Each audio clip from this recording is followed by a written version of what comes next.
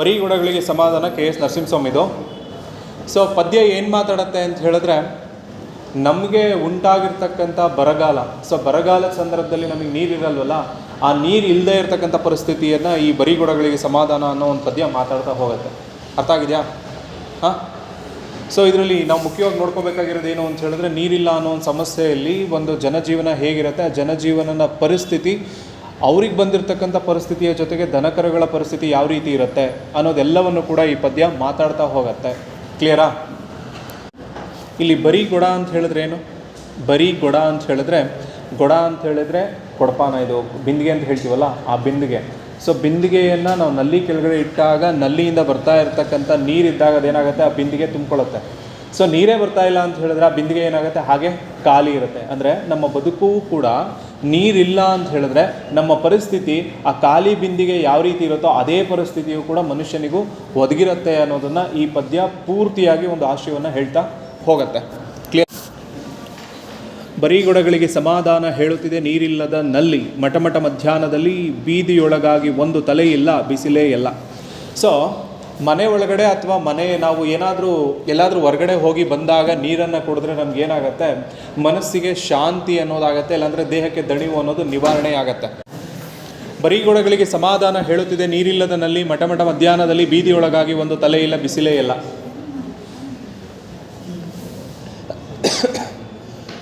ಏನು ಮಾಡ್ತೀರ? ಮಾತು ನಿಲ್ಸಿದ್ರ? ಈ ಮಧ್ಯಾಹ್ನದ ಟೈಮಲ್ಲಿ ಏನು ಮಾಡಿದ್ರೆ ಅಂದರೆ, ಬೆಳಗ್ಗಿಂದ ಸಂಜೆ ಮಧ್ಯಾಹ್ನದವರೆಗೂ ಏನು ಮಾಡಿದ್ರೆ ನೀರು ಹಿಡಿಬೇಕು ಅಂತ ಹೇಳ್ಬಿಟ್ಟು ಬಿಂದಿಗೆಗಳನ್ನು ಏನು ಮಾಡಿದರೆ ಆ ನೀರು ಬರುತ್ತಲ್ಲ ನಲ್ಲಿ ಹತ್ರ ಇಟ್ಟಾರೆ, ಎಲ್ಲೂ ಕೂಡ ನೀರಿಲ್ಲ. ಸೊ ಎಷ್ಟೊತ್ತು ಅಂತ ಹೇಳಿ ಏನು ಮಾಡ್ತಾರೆ, ವೆಯ್ಟ್ ಮಾಡಿ ಮಾಡಿ ಮಾಡಿ ಆ ಬಿಸಿಲು ಒಂದು ಕಡೆ ಶಾಖ ಜಾಸ್ತಿ ಆಗ್ತಾ ಇರುತ್ತೆ, ದೇಹದ ತಾಪಮಾನವೂ ಕೂಡ ಜಾಸ್ತಿ ಆಗ್ತಾ ಇರುತ್ತೆ.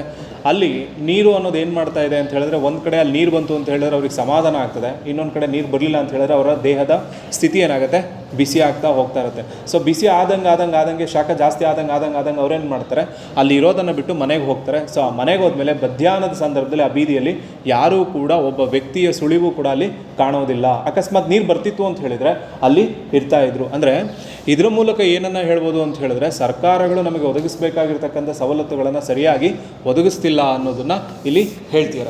ಕ್ಲಿಯರಾ?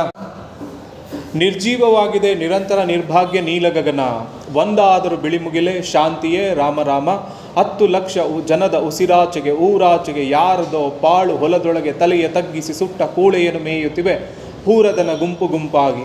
ನಿಮಿಷದ ಹಿಂದೆ ಕೊರಳುಗೆಜ್ಜೆಯ ಹಿಂಪು ಅರಿದಿತ್ತು ಬೇಲಿಗಳ ಮೇಲೆ, ಹೊಗೆಯ ಗೋಪುರ ಬೀಳುತ್ತಿದೆ ಬಂಡೆಗಳ ಮುಂದೆ, ತರಗೆಲೆ ರಾಸಿಗಾಗುತ್ತಿದೆ ನಿಷ್ಕಾಮ ದಹನ. ಸೊ ಇಲ್ಲಿ ಏನಾಗ್ತಾ ಇದೆ, ಮಳೆ ಬರಬೇಕು ಅಂತ ಹೇಳಿದ್ರೆ ಮೋಡ ಯಾವ ರೀತಿ ಇರಬೇಕು, ಅಥವಾ ಆಕಾಶ ಅಂತಕ್ಕಂಥದ್ದು ನೀಲಿಯಾಗಿದ್ದರೆ ಮಳೆ ಬರೋದಿಲ್ಲ, ಅಲ್ಲಿ ಮೋಡಗಳಿರಬೇಕು, ಕಪ್ಪು ಮೋಡಗಳು ಅಥವಾ ಬಿಳಿ ಮೋಡಗಳು ಯಾವುದೋ ಇತ್ತು ಅಂತ ಹೇಳಿದ್ರೆ ಏನಾಗುತ್ತೆ, ನೀರು ಬರುತ್ತೆ ಅಥವಾ ಮಳೆ ಬರುತ್ತೆ ಅಂತ ಹೇಳ್ಬಿಟ್ಟು ನಮಗೇನಾಗುತ್ತೆ, ಒಂದು ಆಶಾಭಾವನೆ ಮೂಡುತ್ತೆ. ಬಟ್ ಇಲ್ಲಿ ಪೂರ್ತಿ ಏನಾಗ್ತಾ ಇದೆ, ನೀಲಿ ಆಗಿರ್ತಕ್ಕಂಥ ಆಕಾಶ, ಅದರಿಂದ ಮಳೆ ಬರೋದೇ ಇಲ್ಲ ಅನ್ನೋ ಒಂದು ನಂಬಿಕೆ ಅನ್ನೋದಂತೂ ನಮಗೆ ಸಿಗ್ತಾ ಹೋಗ್ಬಿಡತ್ತೆ. ಸಿಕ್ಕಿದ ಮೇಲೆ ಏನಾಗುತ್ತೆ, ನಾವಿಲ್ಲಿ ಲಕ್ಷಾಂತರ ಜನ ಇದ್ದೀವಿ, ನಮಗೆ ನೀರು ಸಿಗ್ತಾ ಇಲ್ಲ, ನಾವೇನು ಮಾಡ್ತಿದ್ದೀವಿ, ಆಹಾಕಾರದಿಂದ ಎಲ್ಲಿ ಸಿಗುತ್ತಪ್ಪ ನೀರು ಅಂತ ನೋಡ್ತಾ ಇರ್ತೀವಿ. ಆದರೆ ಅದೇ ಥರ ಹಸುಗಳು ಏನು ಮಾಡ್ತಿರ್ತವೆ, ನೀರನ್ನು ಹುಡುಕೊಂಡು ಒಂದು ಕಡೆಯಿಂದ ಒಂದು ಕಡೆಗೆ ಅಲ್ದಾಡ್ತಾ ಇರಬೇಕಾದಾಗ ಎಲ್ಲೋ ಒಂದು ಕಡೆ ಏನು ಮಾಡಿರ್ತಾರೆ, ಅವಾಗಿನ್ನು ಬೆಳೆಯನ್ನು ಕಟಾವು ಮಾಡಿರ್ತಕ್ಕಂಥ ಸಂದರ್ಭದಲ್ಲಿ ಉಳಿದಿರ್ತಕ್ಕಂಥ ಕೂಳೆಗಳು ಅಂತ ಇರ್ತಾವಲ್ಲ, ಅಂದರೆ ಬೆಳೆಯನ್ನು ಈಗ ಭತ್ತನೋ ರಾಗಿನೋ ಕಟ್ ಮಾಡಿದ್ಮೇಲೆ ಒಂದು 3 ಇಂಚು 4 ಇಂಚು ಬಿಟ್ಟಿರ್ತೀವಲ್ಲ, ಅದನ್ನು ಕೂಳೆ ಅಂತ ಕರಿತೀವಿ. ಅದನ್ನು ಹುಡುಕೊಂಡು ಏನು ಮಾಡ್ತಿರ್ತಾವೆ, ಹಸುಗಳು ಹೋಗಿ ಮೇಯ್ಕೊಂಡು ನಿಂತಿರ್ತವೆ. ಯಾಕೆ ಅಂತ ಹೇಳಿದ್ರೆ ನೀರು ಸಿಗ್ತಾ ಇಲ್ಲ, ಅಕಸ್ಮಾತ್ ಅದರಲ್ಲಾದರೂ ಎಲ್ಲಾದರೂ ಒಂದು ಸ್ವಲ್ಪನಾದರೂ ಸಿಗ್ಬೋದೇನೋ ಅಂತ ಹೇಳಿ ಅವನ್ನು ಎಲ್ಲಿ ಸಿಗುತ್ತೋ ಅಲ್ಲಿ ಹೋಗಿ ನಿಂತ್ಕೊಂಡು ಅಥವಾ ಮೇಯ್ಕೊಂಡು ನಿಂತಿರ್ತವೆ. ಅಂದರೆ ಮನುಷ್ಯರಿಗೆ ನೀರು ಅನ್ನೋದು ಯಾವ ರೀತಿ ಬೇಕಾಗಿದೆಯೋ ಅದೇ ಪ್ರಕಾರವಾಗಿ ಹಸುಗಳಿಗೂ ಕೂಡ ಬೇಕಾಗಿದೆ. ನಮಗೂ ಸಿಗ್ತಾ ಇಲ್ಲ, ಆ ಹಸುಗಳಿಗೂ ಕೂಡ ನೀರು ಅನ್ನೋದು ಸಿಗ್ತಾ ಇಲ್ಲ. ಆ ಮಟ್ಟದ ಬರಗಾಲವನ್ನು ನಾವೇನು ಮಾಡ್ತಿದ್ವಿ, ನಮಗೆ ಆ ಬರಗಾಲ ಅನ್ನೋದು ಸೃಷ್ಟಿಯಾಗೋಗಿದೆ. ಹೊಗೆಯ ಗೋಪುರ ಬೀಳುತ್ತಿದೆ ಬಂಡೆಗಳ ಮುಂದೆ, ತರಗೆಲೆ ರಾಸಿಗಾಗುತ್ತಿದೆ ನಿಷ್ಕಾಮ ದಹನ. ಸೊ ಅಂದರೆ ಹುಡುಕೊಂಡು ಹೋಗ್ತಾ ಇದ್ದೀವಿ. ಯಾವ ಮಟ್ಟಕ್ಕೆ ಅಂತ ಹೇಳಿದ್ರೆ, ಮರದಲ್ಲಿರ್ತಕ್ಕಂಥ ತರಗೆಲೆಗಳು ಕೂಡ ಕೆಳಗೆ ಬಿದ್ದೋಗಿದ್ದಾವೆ. ಆ ತರಗೆಲೆಗಳು ಕೂಡ ಬಿದ್ದೋಗಿ ಅಲ್ಲಿ ಎಲ್ಲೋ ಕಲ್ಲುಜ್ಜೋದ್ರ ಮೂಲಕನೋ ಅಥವಾ ಇನ್ನೊಂದು ಯಾವುದ್ರ ಮೂಲಕವೋ ಏನಾಗುತ್ತೆ, ಎಲ್ಲೋ ಒಂದು ಕಿಡಿ ಉಂಟಾಗಿ ಅದ್ರ ಮೇಲೆ ಬಿದ್ದು ಅದೇನಾಗ್ತಾ ಇರುತ್ತೆ, ಸುಟ್ಕೊಂಡು ಹೋಗ್ತಾ ಇರುತ್ತೆ. ಸೊ ಸುಟ್ಕೊಂಡು ಹೋಗಬೇಕಾದಾಗ ಅಲ್ಲಿರ್ತಕ್ಕಂಥ ತರಗೆಲೆಗಳಾಗಲಿ ಎಲ್ಲವೂ ಕೂಡ ಸುಟ್ಟು ಹೋಗ್ತಾ ಇರುತ್ತೆ. ಅಂದರೆ ನಮ್ಮ ದೇಹದ ನೀರಿನ ಅಂಶವೂ ಕೂಡ ಹೆಂಗೆ ಸುಟ್ಟೋಗ್ತಾ ಇರುತ್ತೋ ಹಾಗೆ ನಮ್ಮ ದೇಹದಲ್ಲಿರ್ತಕ್ಕಂಥ ನೀರಿನ ಅಂಶವೂ ಕೂಡ ಕಡಿಮೆ ಆಗ್ತಾ ಇರುತ್ತೆ ಅನ್ನೋದನ್ನು ಈ ಪ್ಯಾರದಲ್ಲಿ ಹೇಳ್ತಾರೆ. ಅಂದರೆ ಮನುಷ್ಯನಿಗೆ ಯಾವ ರೀತಿ ನೀರಿನ ಹಾಹಾಕಾರ ಇದೆಯೋ ಅದೇ ಪ್ರಕಾರವಾಗಿ ಹಸುಗಳಿಗೂ ಕೂಡ ಆ ಹಾಹಾಕಾರ ಇದ್ದೇ ಇರುತ್ತೆ ಅನ್ನೋದನ್ನ ಹೇಳ್ತಿದೆ. ಕ್ಲಿಯರಾ?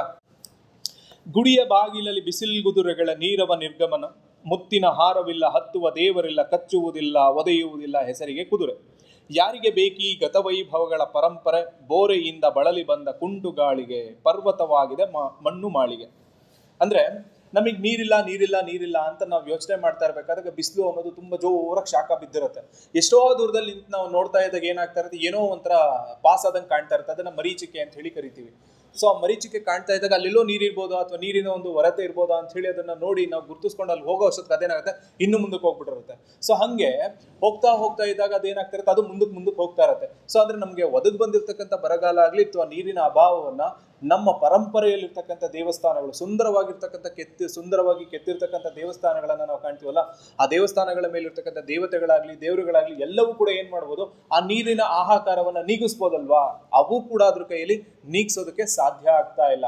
ನಮಗೆ ಬೇಕಾಗಿರೋದು ನೀರು, ಬಟ್ ಆ ನೀರನ್ನ ಆ ದೇವಾಲಯಗಳಲ್ಲಿರ್ತಕ್ಕಂಥ ದೇವತೆಗಳು ಕೂಡ ಏನ್ ಮಾಡ್ತಿವೆ, ಒದಗಿಸೋದಕ್ಕೆ ಆಗ್ತಾ ಇಲ್ಲ. ಆದ್ರೆ ಅವು ಮೂರ್ತಿಗಳ ರೂಪದಲ್ಲಿ ಕೂತ್ಕೊಂಡ್ಬಿಟ್ಟಿದೆ. ಹೆಂಗ್ ಕೂತಿದೆ? ಮುತ್ತಿನ ಹಾರವಿಲ್ಲ, ಹತ್ತುವ ದೇವರಿಲ್ಲ, ಕಚ್ಚುವುದಿಲ್ಲ, ಒದೆಯುವುದಿಲ್ಲ, ಹೆಸರಿಗೆ ಕುದುರೆ.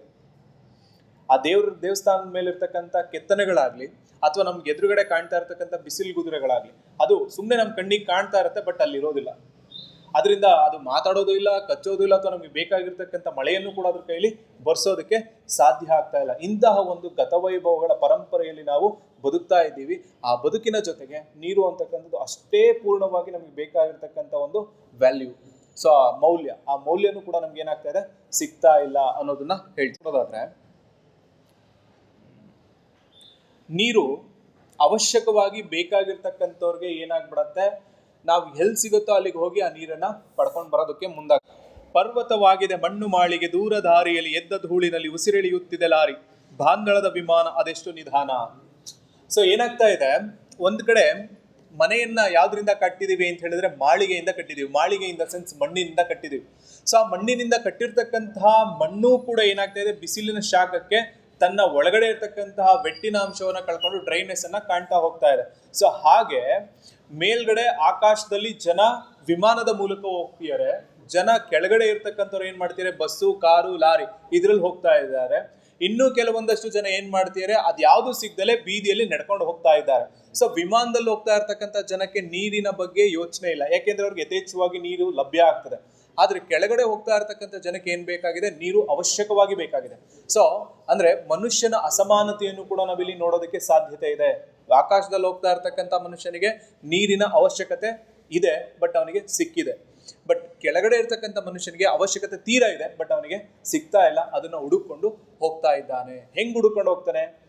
ನಲ್ಲಿ ಎಲ್ಲಿದೆಯೋ ಅಲ್ಲಿಗೆ ಹೋಗ್ತಾನೆ, ಅಲ್ಲಿಗೆ ಬಿಂದಿಗೆ ಇಡ್ತಾನೆ, ಬಿಂದಿಗೆಗೆ ಟ್ಯಾಪ್ ಆನ್ ಮಾಡ್ತಾನೆ, ನೀರು ಬರೋದೇ ಇಲ್ಲ. ಸೊ ಇದು ದಿನನಿತ್ಯ ಸಾಮಾನ್ಯ ಮನುಷ್ಯ ಪಡ್ತಾ ಇರ್ತಕ್ಕಂಥ ಕಷ್ಟ. ವಿಮಾನದಲ್ಲಿ ಓಡಾಡ್ತಕ್ಕಂಥ ಮನುಷ್ಯನಿಗೆ ಈ ಒಂದು ಪರಿಸ್ಥಿತಿ ಉಂಟಾಗೋದಿಲ್ಲ ಅನ್ನೋದನ್ನ ಈ ಪ್ಯಾರ ಹೇಳ್ತಾ ಇದೆ. ದಾರವಿಲ್ಲದ ಸೂಜಿ ನಾಟಿದ ನೀಲಿ ಬಟ್ಟೆಯಲ್ಲಿ, ತಲೆಗೆದರಿದ ಗಿಡಬಳ್ಳಿ ಬೆಂಡಾಗಿವೆ ಬಿಸಿಲಲ್ಲಿ, ಮಣ್ಣಿನ ಬಣ್ಣ ಬಂದಿದೆ ಚೆಲುವಿನ ಕಣ್ಣಿಗೆ, ನೀರಡಿಕೆಯ ದೀಪ ಉರಿಯುತ್ತಿದೆ. ಸೊ ಇವಾಗ ಆಕಾಶ ಅಂತ ಹೇಳಿದ ತಕ್ಷಣ ನಮ್ಗೇನಾಗತ್ತೆ, ಅಲ್ಲಿ ಮೋಡಗಳಿರ್ಬೇಕು. ಸೊ ಮೋಡಗಳಿದ್ದಾಗ ಏನಾಗತ್ತೆ, ನೀಲಿ ಆಕಾಶ ಇದ್ದಾಗ ನೀರು ಬರೋದಿಲ್ಲ, ಅಲ್ಲಿ ಮೋಡಗಳಿದ್ದಾಗ ಮಳೆ ಅನ್ನೋದು ಸಿಗತ್ತೆ. ಹಂಗೆ ಯಾವ್ದಾದ್ರೂ ಒಂದು ಬಟ್ಟೆಯನ್ನ ನಾವು ಹೊಲಿಬೇಕಾದಾಗ ಸೂಜಿ ಇದ್ರೆ ಸಾಕಾಗೋದಿಲ್ಲ, ಅದಕ್ಕೆ ಬೇಕಾಗಿರ್ತಕ್ಕಂಥ ದಾರವೂ ಕೂಡ ಇರಬೇಕು. ದಾರ ಇಲ್ಲ ಅಂತ ಹೇಳಿದ್ರೆ ಅರ್ಧೋಗಿರ್ತಕ್ಕಂಥ ಬಟ್ಟೆಯನ್ನ ನಾವೇನ್ ಮಾಡೋದಕ್ಕಾಗೋದಿಲ್ಲ, ಹೊಲಿಯೋದಕ್ಕಾಗೋದಿಲ್ಲ. ಹಂಗೆ ಆಕಾಶ ಅನ್ನೋದು ನೀಲಿಯಾಗಿರ್ಬಾರ್ದು, ಅಲ್ಲಿ ಕೆಲವೊಂದು ಮೋಡಗಳಿದ್ದಾಗ ಏನಾಗುತ್ತೆ, ನಮಗೆ ಬೇಕಾಗಿರ್ತಕ್ಕಂಥ ನೀರು ಸಿಗ್ತಾ ಹೋಗ್ತದೆ. ಆ ನೀರಿಲ್ಲ ಅಂತ ಹೇಳಿದಾಗ ಮನುಷ್ಯ ಯಾವ ರೀತಿ ಬಾಡೋಗೋಗ್ತಾನೋ ಅದೇ ಪ್ರಕಾರವಾಗಿ ಮನುಷ್ಯನ ಜೊತೆಯಲ್ಲಿರ್ತಕ್ಕಂಥ ಪ್ರಾಣಿಗಳಾಗ್ಲಿ ಸಸ್ಯಗಳಾಗ್ಲಿ ಅವು ಕೂಡ ಏನಾಗ್ತವೆ, ಬೆಂದೋಗ್ತವೆ, ಬೆಂಡಾಗೋಗ್ತವೆ. ಮಣ್ಣಿನ ಬಣ್ಣ ಬಂದಿದೆ ಚೆಲುವಿನ ಕಣ್ಣಿಗೆ. ಸೊ ಮಣ್ಣು ನೀರು ಬಿದ್ದಾಗ ಎಷ್ಟು ಚೆನ್ನಾಗಿರುತ್ತೆ. ಈಗ ಇನ್ನೊಂದು ಎಕ್ಸಾಂಪಲ್ ಕೊಡೋದಾದ್ರೆ, ತುಂಬಾ ದಿನದಿಂದ ಮಳೆ ಬಂದಿರೋದಿಲ್ಲ, ಸಡನ್ ಆಗಿ ಮಳೆ ಬಂದಾಗ ಒಂದು ಸ್ಮೆಲ್ ಬರುತ್ತೆ ಗೊತ್ತಾ, ಆ ಭೂಮಿಯಲ್ಲಿ ಬಿದ್ದ ಆ ಮಣ್ಣ ತಿನ್ಬೇಕು ಅಂತ ಅನ್ಸುತ್ತೆ. ಅಂದ್ರೆ ಅದು ಮಳೆ ಬಿದ್ದಾಗ ಆ ನೀರಿನ ಮೂಲಕ ಸೇರ್ಕೊಂಡಿರ್ತಕ್ಕಂಥ ಮಣ್ಣು ಏನ್ ಮಾಡುತ್ತೆ, ನಮ್ಗೆ ಒಂದ್ ರೀತಿಯಾಗಿರ್ತಕ್ಕಂತಹ ಬಣ್ಣವನ್ನ ಉಂಟು ಮಾಡುತ್ತೆ. ಅದೇ ನೀರಿಲ್ಲ ಅಂದಾಗ ಆ ಮಣ್ಣು ಬೇರೆ ರೀತಿಗೆ ಕನ್ವರ್ಟ್ ಆಗ್ತಾ ಹೋಗುತ್ತೆ. ಅರ್ಥ ಆಗ್ತಿದ್ಯಾ? ಹೆಂಗೆ ಅಂತ ಹೇಳೋದಾದ್ರೆ, ಈಗ ಸೂರ್ಯನನ್ನ ಬೆಳಗ್ಗೆ ನೋಡಿ, ಮಧ್ಯಾಹ್ನ ನೋಡಿ, ಸಂಜೆ ನೋಡಿ, ಮೂರು ಕಲರ್ ಅದೇನಾಗುತ್ತೆ ವ್ಯತ್ಯಾಸವನ್ನ ಕಾಣ್ತಾ ಹೋಗುತ್ತೆ. ಹಂಗೆ ಮಣ್ಣು ಕೂಡ ಏನಾಗುತ್ತೆ, ಮಳೆ ಬಿದ್ದಾಗ ಒಂದ್ ರೀತಿ ಕಾಣುತ್ತೆ, ಆ ನೀರಿಲ್ಲ ಅಂದಾಗ ಒಂದ್ ರೀತಿ ಕಾಣ್ತಾ ಹೋಗುತ್ತೆ. ಸೊ ಇವಾಗ ಏನಾಗಿದೆ, ಪೂರ್ತಿಯಾಗಿ ನೀರಿಲ್ದೇ ಇರ್ತಕ್ಕಂಥ ಕಣ್ಣ ರೂಪದಲ್ಲಿ ಏನಾಗ್ತಾ ಇದೆ, ಮಣ್ಣು ನಮ್ಮ ಕಣ್ಣಿಗೆ ಕಾಣ್ತಾ ಇದೆ. ಅದು ಕೂಡ ಏನನ್ನ ಬಿಡ್ತಾ ಇದೆ, ನೀರನ್ನ ಬಿಡ್ತಾ ಇದೆ.